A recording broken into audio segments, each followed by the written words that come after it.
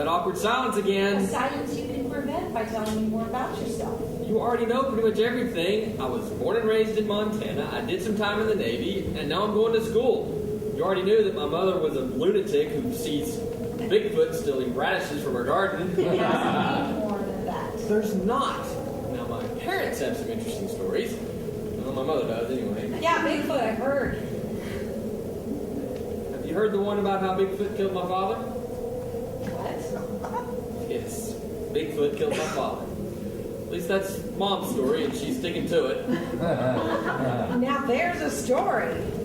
Tell me more. Well, let me start by saying that however my father died, he deserved exactly what he got. He was a drunk, abusive, unfaithful bastard with a cold black heart, and everyone in town knew it too. Then one bright summer morning, Mom called the cops and told them that Bigfoot had killed her husband. The police came out, found the body lying in the garden, all bloody, broken, and scraped, and of course all the radishes were missing. That does sound like the work of Bigfoot.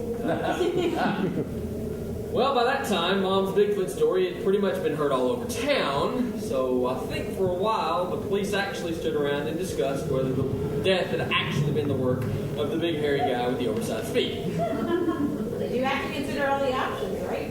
Right.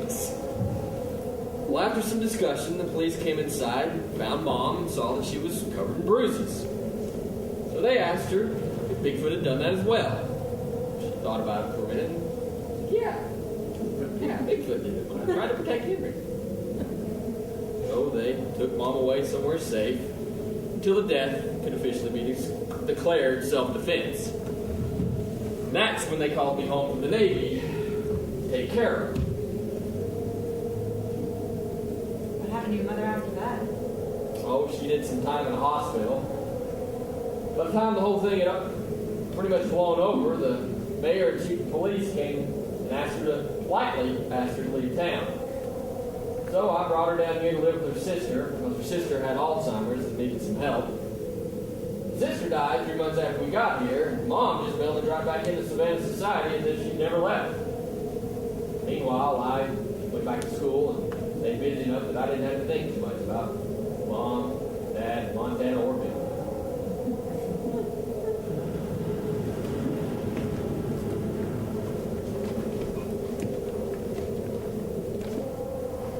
Say something. Holy shit. Your mother killed your father. Blamed it on Bigfoot.